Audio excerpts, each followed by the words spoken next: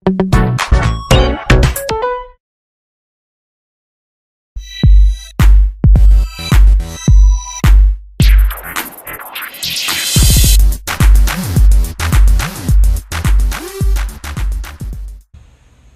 what is a motherboard? Okay, motherboard is referred to as the brain of the PC. The motherboard or the main board is often described as the backbone. Okay, it is a component in a PC, and for that matter, it is pretty much in any other electronic device, whether it's a game console, a piece of industrial equipment, or a cell phone that contains all the slots that everything else goes into. Motherboard is the largest PCB or the largest printed circuit board inside the device, and it is covered in slots, connectors, and chips and other electronic components. At its very core, a motherboard is just a bare PCB and it contains no actual processing power. And it relies on other processors like the CPU, the GPU, which are sometimes socketed in and other times soldered on directly to perform all of the actual work and give life to your device. Thank you, Allysa, for that wonderful explanation. Oh, by the way, I am Rhys Sanchez, and I will explain to you about the overview of how motherboards are created in the factory. Now, all motherboards, as we know it, is a component of a computer where we port everything, the cables, the different cards like video cards, RAM slots, and many more. Now, this here is a finished product called the H110M HDV model from ASRock. Now, in order for a motherboard like this to be built, it needs to undergo different processes like outsourcing the PCBs, putting in the solder paste, placing the components, inspecting the components, cleaning, and many more until it reaches the packaging process where it becomes a finished product. Now, in order for us to explain this to you, here's Rowick, where he will explain every detail in the process of this motherboard and how it is built. Thank you, guys. Thanks, Rhys. Now here we have the entire process flow diagram for motherboard manufacturing. The first process is outsourcing the PCB. Now first let's talk about what a PCB is. Well, a PCB is a printed circuit board. It is where all the electronic components are connected to. Now let's talk about what outsourcing is. Outsourcing is basically a technique done by companies to reduce cost.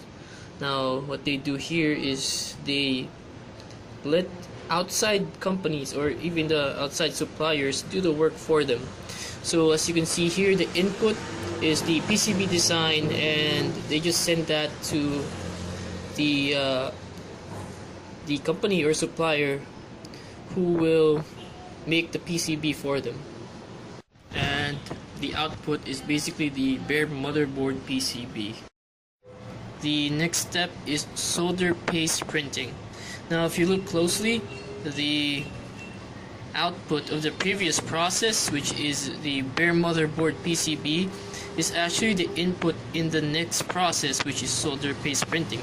Now this is basically how the entire process flow diagram will work.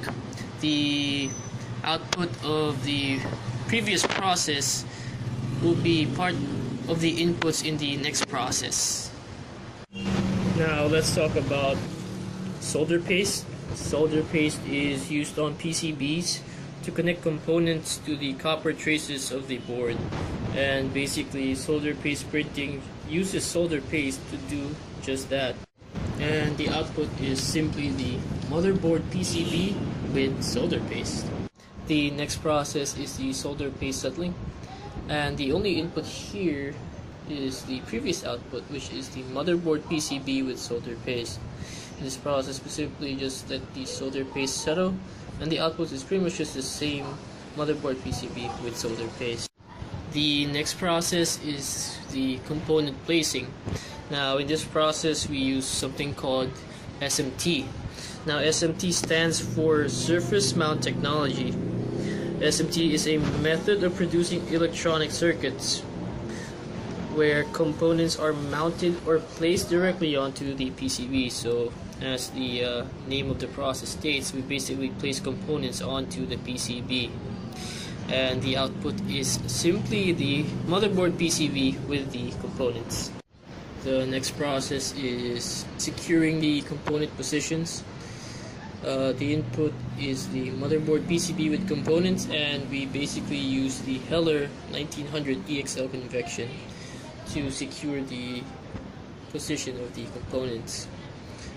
And the output is basically the motherboard PCB with secured components. The next process is the automated optical inspection, and here we use the AOI machine, which stands for Automatic Optical Inspection Machine. In this process we use a camera that autonomously scans the device for missing components and for quality defects.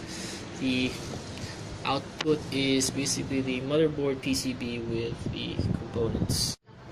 Now we have the manual visual inspection, and this is pretty much the same process as the automated optical inspection, but the difference is we, instead of using a camera to autonomously do the inspection for us, we manually inspect the incoming motherboard PCB with components, and the output is still the motherboard PCB with components. Next we do some in-circuit testing, where we use an in-circuit electronic test bed.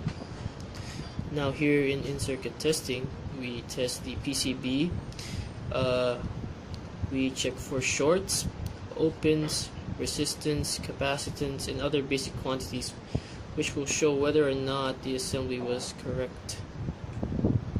The next process is the manual assembly. So basically the inputs are the tested motherboard, sockets, RAM slots, and the input-output interface. So in this process we assemble the tested motherboard with the other inputs, which are the sockets, RAM slots, and input-output interface. And basically output is the motherboard assembled with those other inputs. The next process is wave soldering, where we use a solder wave machine. This is another soldering process. Basically in this process we pass the PCB over a pan of molten solder, in which a pump produces an upwelling of solder that looks like a standing wave.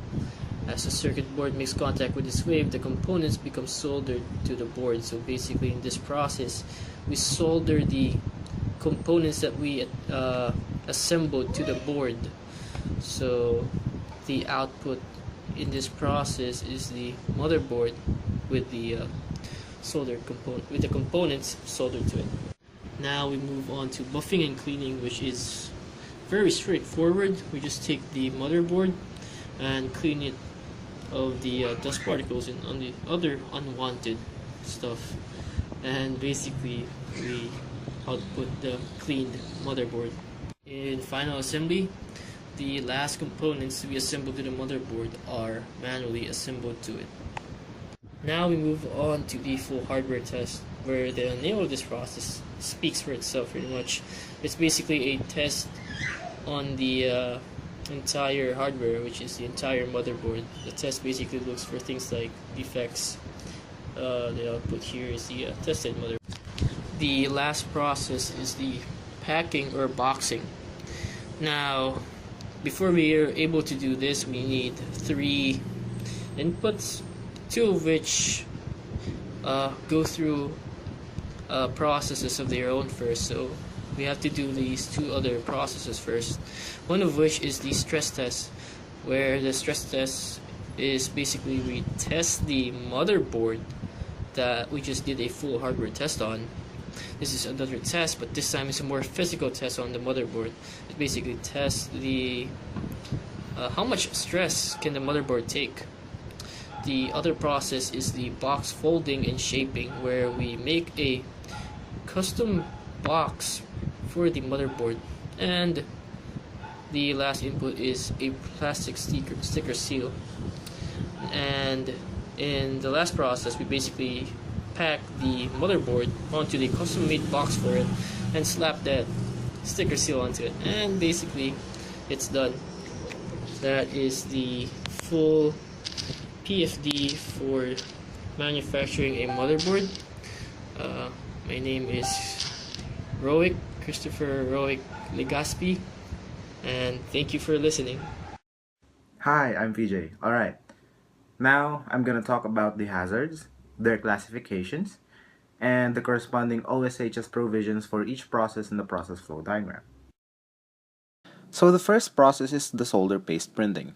Here we observe the three hazards: the solder paste, the wires, and cleaning the stencil.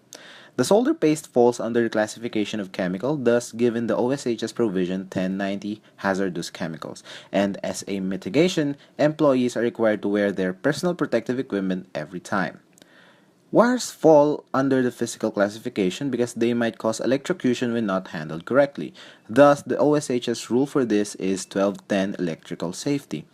And as a mitigation, wires are made sure to be regularly checked. Cleaning the stencil falls under chemical classification because some chemicals are used in the process which may be toxic. Thus, the OSHS Rule 1120 hazardous work process applies, and as a mitigation, less hazardous chemicals are used instead, such as detergents. Next process is the surface mount technology component placing, which has a hazard of the ESD, or the electrostatic discharge, which falls under the physical classification. OSHS rules given for this is the 1210 electrical safety, and the mitigation is employees are ordered to ground themselves before touching the components. In the next process, the hazard is the convection oven, which falls under the classification of physical because it is a machine that involves high temperature, and it is given the OHSS provision 1170 unfired pressured vessels. As mitigation, there's a limit to how close an employee can go to the machine. In the in-circuit testing process, the hazard is the current of electricity, which is a physical hazard, and given the OSHS Rule 1210, electrical safety, and thus employees are required to wear their PPE. In the manual assembly, the hazards are ESD, the pins of components, and poor posture, classified as physical, safety, and ergonomic hazards, respectively, and each are given the rules 1210, 1070, and 1040 each, respectively.